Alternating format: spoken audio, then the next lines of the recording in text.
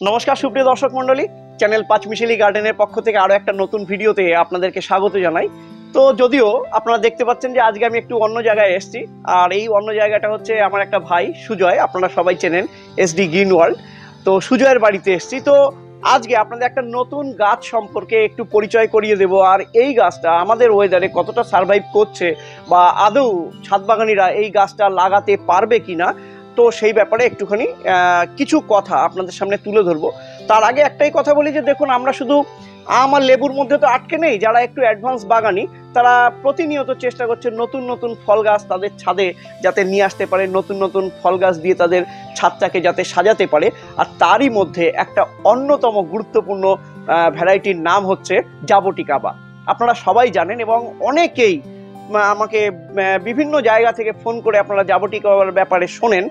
তো আশা করি তাদের জন্য তো ভিডিওটা অত্যন্ত গুরুত্বপূর্ণ এবং অত্যন্ত আকর্ষণীয়, কারণ আজকে এই ভিডিও থেকে আপনারা জাবটিকাবা সম্পর্কে বিস্তারিত তথ্য আপনারা পেয়ে যাবেন। অবশ্যই এই তথ্যগুলো আমরা বেশিটাই সুজয়ের কাছ থেকে নেব, কারণ সুজয় অনেকগুলো ভ্যারাইটির ওপরে কাজ করছে এবং আমি আজকে এখানে এসে একটা গাছ, অবশ্যই সাকসেসফুল গাছ আমি বলবো যে সেটা আমি দেখতে পাচ্ছি। তো আপনারা একটু পরেই দেখতে পাবেন যে এই গাছে কি পরিমাণে ফুল এসেছে আর কি পরিমাণে এতে ফ্রুট সেট হয়, সেটা আমরা সুজয়ের কাছ থেকে শুনবো। তো যাই হোক, ভিডিওটা সবাই সঙ্গে থাকুন, দেখতে থাকুন আপনাদের অত্যন্ত প্রিয় গার্ডেন বিষয়ক চ্যানেল পাঁচমিশালি গার্ডেন।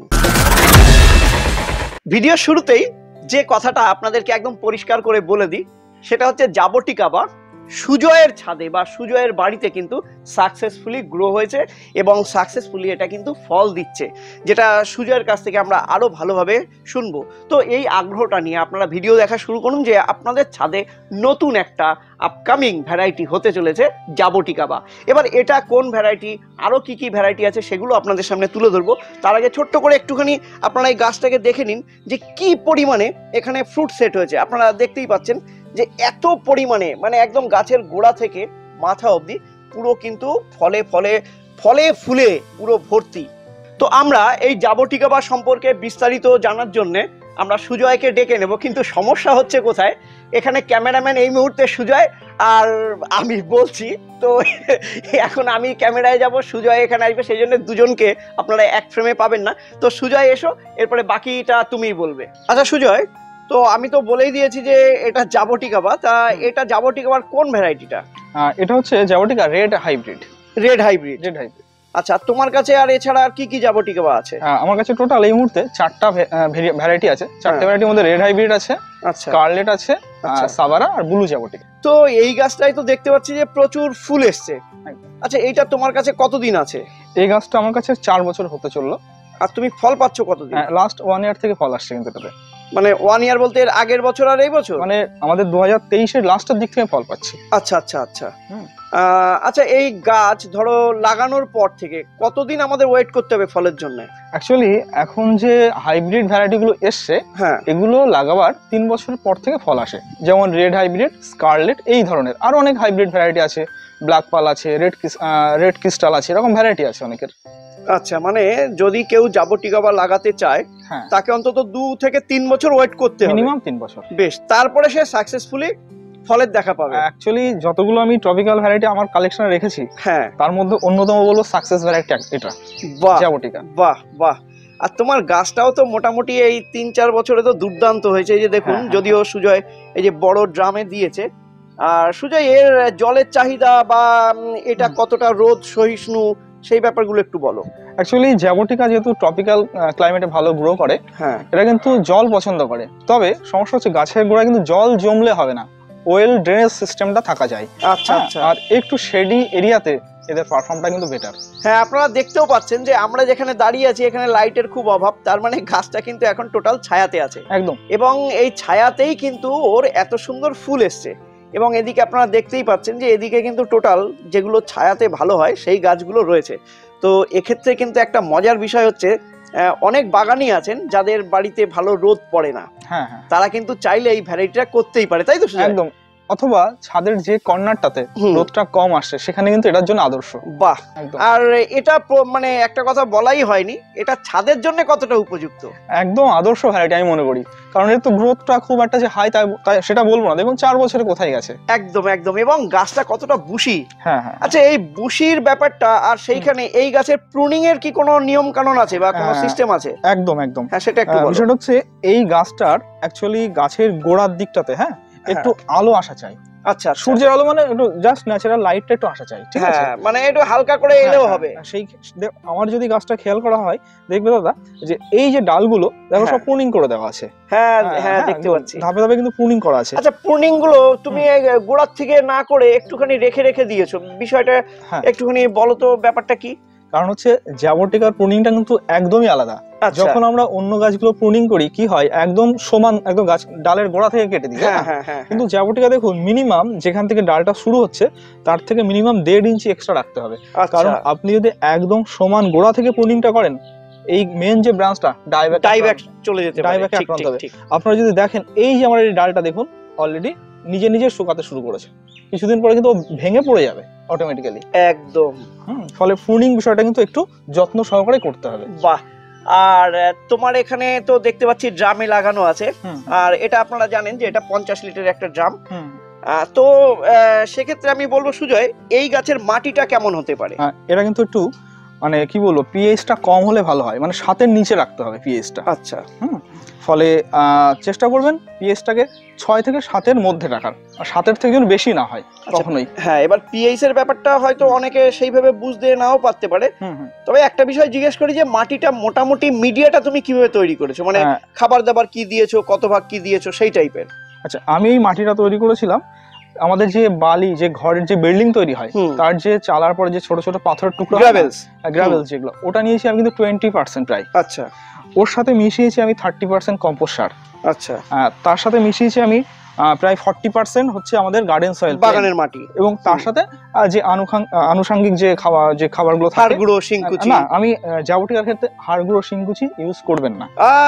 দেখো, তাহলে আমি যদি না বলতাম এই একটা বাদ রয়ে যেত, তার মানে ফাঙ্গাল অ্যাটাকের সমস্যা পড়বে। আচ্ছা আচ্ছা, হ্যাঁ, যেহেতু আমাদের শিংকুচিতে প্রচুর পরিমাণে কিন্তু অ্যাটাক হয়, ফাঙ্গাল অ্যাটাক হয় কম্পোস্টটা যখন হয়। একদম একদম। আর কম্পোস্ট হিসেবে তুমি কি দিয়েছো? আমি দিয়েছি এখানে গোবর সার এবং দুটোই লিপ মোল্ড কম্পোস্ট। বাহ, পাতা পচা দিলে বেটার হবে কিন্তু। আচ্ছা, আর এতে কি তোমার কোকোপিট ইউজ করা যাবে? কোকোপিটের না, কোকোপিট থেকে পারলাইট ইউজ করুন। আচ্ছা আচ্ছা, পারলাইট ইউজ করলে ভালো হবে। বেশ।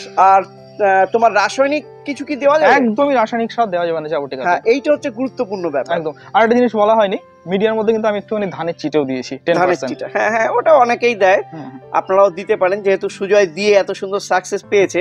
আচ্ছা, তবে সুজয়, অন্যান্য গাছে যেরকম ফুল ফল আসার আগে একটুখানি রাসায়নিকের ট্রিটমেন্ট দিতে হয়, যেমন তোমার এসএসপি বলো, এসওপি বলো, বা কোনো বুস্টার ডোজ বলো, তো এক্ষেত্রে কি সেসব কিছুর প্রয়োজন হয়? এতে কোনো কিছু দেবেন না, মানে কোনো ধরনের পিজিআর টিজিআর কোনো স্প্রে করার দরকার নেই। এমনিতেই 3 বছর পরে ফুল আসবে। এতে একটা জিনিস আমাদেরকে দিতে হবে, নিয়মিত একটা ফাঙ্গিসাইড স্প্রে করতে হবে, এবং এর সাথে অবশ্যই আমাদেরকে যেটা অনুখাদ্য বলা হয় মাইক্রোনিউট্রিয়েন্ট, এটার চাহিদা কিন্তু এর বেশি আছে। বাহ, মাইক্রোনিউট্রিয়েন্টের চাহিদা কিন্তু বেশ। তার মানে অতি সহজে এটা কিন্তু আমরা ছাদে করতেই পারি। আমি মাইক্রোনিউট্রিয়েন্ট হিসেবে বলবো সিউইড এক্সট্রাক্ট, যেটা একদম যেটা ন্যাচারাল ওইটা ইউজ করতে বলবো। বাহ, ওটা সে লিকুইডটাও হতে পারে, গ্রানুলসটাও হতে পারে। একদম। বাহ। আর এমনি এই গাছগুলো মোটামুটি মরে যাওয়ার প্রবণতা নেই তো? না, সেই রকম মরে যাওয়ার প্রবণতা, যদি জলটা গোড়াতে না জমিয়ে ফেলেন, যদি জলটা হোল্ড করে যায় মাটির নিচে, তাহলে কিন্তু মরবেই না। অনেক গাছের ক্ষেত্রে দেখা যাচ্ছে যে 1-2 বছর ঠিকঠাক সার্ভাইভ করে তারপরে আস্তে আস্তে আস্তে আস্তে গাছটা মারা যায়, যেমন রামবুটান। হ্যাঁ, ঠিক। কিন্তু এক্ষেত্রে সেরকম কোনো ব্যাপার নেই, একদমই সমস্যা নেই। আচ্ছা, তো এইগুলো মোটামুটি যদি কেউ কালেক্ট করতে চায়, তাহলে কোথায় পাবে তারা, বা দাম কেমন পড়বে, কি টাইপের এই চারাগুলো আছে? হ্যাঁ, এই চারাগুলোর প্রাইসটা ডিপেন্ড করা হচ্ছে সাইজের উপরে, বা গাছগুলোর এজের উপরে। আচ্ছা। যেগুলো একদম ছোট সাইজের বলতে পারেন, ওইগুলো মোটামুটি 750 টাকা থেকে স্টার্টিং হয় মোটামুটি প্রাইস, কেরালার দিকে যে যাওয়া হয়।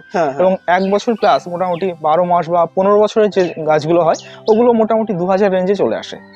2000 এর মধ্যে? হ্যাঁ, চলে আসে। মানে সেটা যেগুলো 15 মাস ওল্ড, হ্যাঁ, মানে প্রায় 1.5 বছর বয়স হবে গাছের, তার মানে সেগুলো তো একদম 100% সার্ভাইভ করবে। আমি এটা বলতে পারি যে এই গাছটা কিন্তু আমার 15 মাস এজ, মানে আমি কিছুদিন আগে এটাকে কালেকশন করেছি। আচ্ছা, এইটা কি ভ্যারাইটি আছে? এটা আছে কিন্তু স্কারলেট।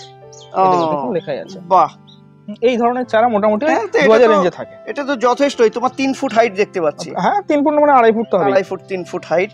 তো এইগুলো 1500 টাকার মধ্যে পেয়ে যাবে। 2000 রেঞ্জে থাকে, 1500 তো 2000। আচ্ছা, আর এই যে পাশে তোমার এই আরেকটা এই ভ্যারাইটিটা বলো তো, এটা কি? এইটা হচ্ছে দাদা সাভারা। সাভারা, এইটা হচ্ছে যদি এক্সপেন্সিভ, হ্যাঁ মানে এক্সপেন্সিভ মানে এটা যদি আমি বিচের গাছ কালেকশন করি, হ্যাঁ, তার দাম মাত্র 500 টাকা বা 400 টাকা যদি বিচের গাছ নেই। কিন্তু সমস্যা হচ্ছে এই সাভারা যদি আমি বিচের গাছ লাগাই, ফল আসতে টাইম লাগবে 10 থেকে 12 বছর। আরে বাপ রে বাপ। হ্যাঁ হ্যাঁ হ্যাঁ। তো আমি এই গাছটা একটা অনেক বন্ধু থেকে রিকোয়েস্ট করে জোড় কলম করিয়ে নিয়ে এসেছি। হ্যাঁ, যে দেখতেই পাচ্ছি জোড় কলম। হ্যাঁ, তো জোড় কলমে খুব তাড়াতাড়ি আশা করছি ফলটা পাবো। আচ্ছা, এর গ্রাফটিং চারা বা জোড় কলমের চারা এটা মোটামুটি কেমন রেঞ্জের মধ্যে আসবে? এই গাছটা আমার কাছে নিয়েছিল প্রায় 6000 টাকার কাছাকাছি। আচ্ছা, জোড় কলমের চারা। হ্যাঁ, তো যেহেতু একটু বড় গাছ দেখতে পাচ্ছেন। হ্যাঁ হ্যাঁ। আর যেগুলো হাইব্রিড ভ্যারাইটি, তাদেরকে যারা যে সকল বন্ধুরা কালেকশন করতে চাইছেন তাদের বলবো এর গ্রাফটেড চারা না নেওয়াই ভালো, কারণ যেহেতু 3 বছরে ফল আসছে মানে বীজের গাছে। হ্যাঁ বীজের গাছে ফল, তো আমি গ্রাফটেড চারা কেন নেবো? আর গ্রাফটেড চারা নিলে আরেকটা যেটা নেগেটিভ দিক হচ্ছে, দেখুন আমি এই গাছটা কাছে আসতে বলো দাদাকে, এটা কিন্তু আমার সাভারার স্টক। আচ্ছা, তাই তো এই অংশটাতে ফল আসতে আমার সময় লাগবে 10 থেকে 12 বছর। আচ্ছা, আমি এর উপরে মনে করুন রেড হাইব্রিড বা স্কারলেট গ্রাফট করলাম, হ্যাঁ, ফলটা কিন্তু এইখান থেকে পাবো, তাই তো গোড়ার থেকে পাবো না, গোড়া থেকে কিন্তু পাবো না, ফলে গাছটা কিন্তু দেখতেও খারাপ লাগবে, ঠিক তাই না? কিন্তু আমার ওই গাছটা দেখলে কি হবে, একদম গোড়ার থেকে ফুল এসছে একদম। ফলে তাহলে আমার যেটা মনে হয় সুজয়, এই মুহূর্তে এত এক্সপেন্সিভ ভ্যারাইটি না নেওয়াই ভালো। হ্যাঁ হ্যাঁ, সেক্ষেত্রে তোমার এই হাইব্রিডটা কিন্তু হ্যাঁ এটা কিন্তু করা যেতেই পারে।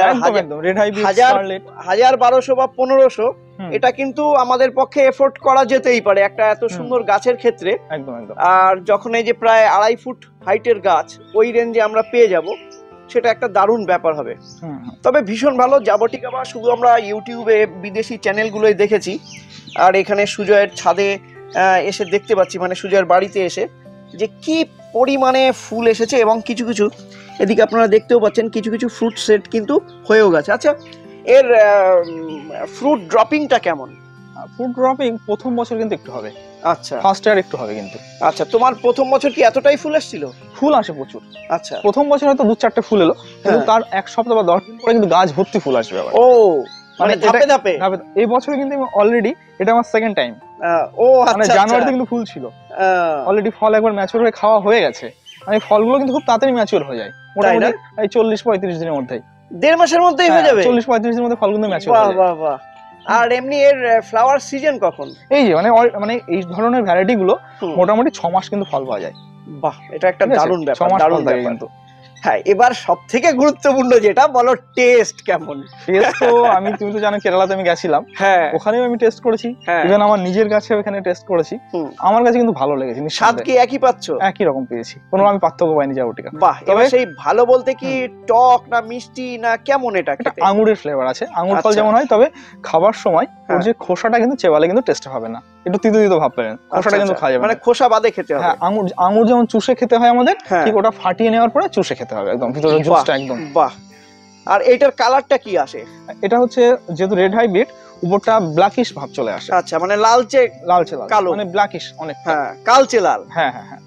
বাহ, তবে দারুণ একটা গাছের সম্পর্কে জানলাম, আর গাছের আপনারা দেখতে পাচ্ছেন যা গ্রোথ রয়েছে, হ্যাঁ, এবং গাছটা যত সুন্দরভাবে বেড়ে উঠছে, তো বলাই যায় যে এটা আমাদের এখানে ভীষণ ভালো সার্ভাইভ করছে অলরেডি, মানে করবে সেটা না, অলরেডি করছে। আর সুজয় তো সেটা করে দেখিয়ে দিয়েছে। তবে সুজয়, এবারে প্রশ্ন হচ্ছে যে এর অরিজিনাল চারাগুলো সেগুলো কি তুমি দিতে পারবে? মানে দেখো, আমি বিভিন্ন নার্সারিতে গেছি, তো সেখানে কিন্তু আমি অরিজিনাল জাবটিকা বা চারা আমি পাইনি, যেটা সত্যি কথা।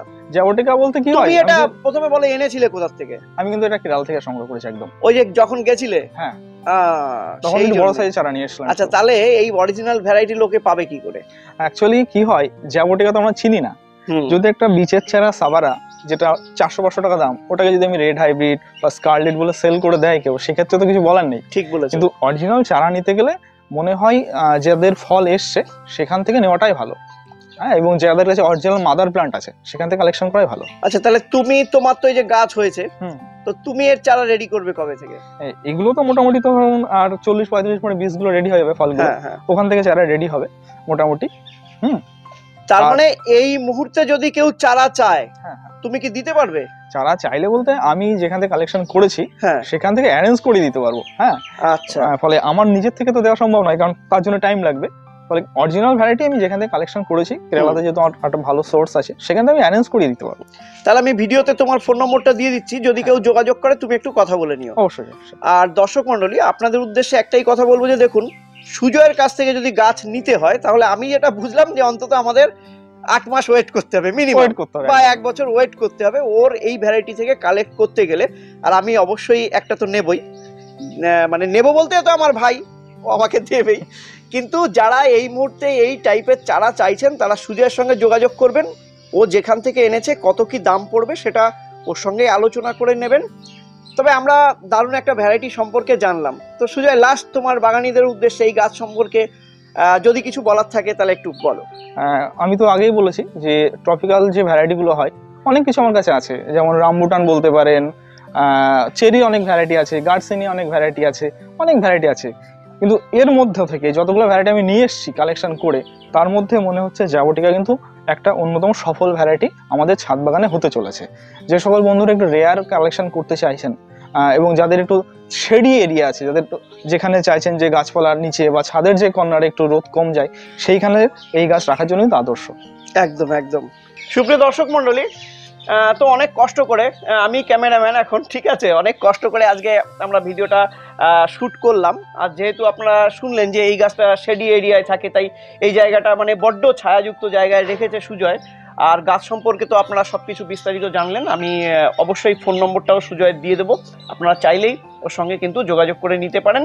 তবে আশা করি এই নতুন ভ্যারাইটিটা নিয়ে আপনাদের আর কোনো প্রশ্ন নেই, কারণ সবকিছুই আপনারা জানতে পারলেন এবং এটা বুঝে গেলেন যে জাবটিকা বা ছাদে কিন্তু করা যেতেই পারে, একদম নিঃসন্দেহে।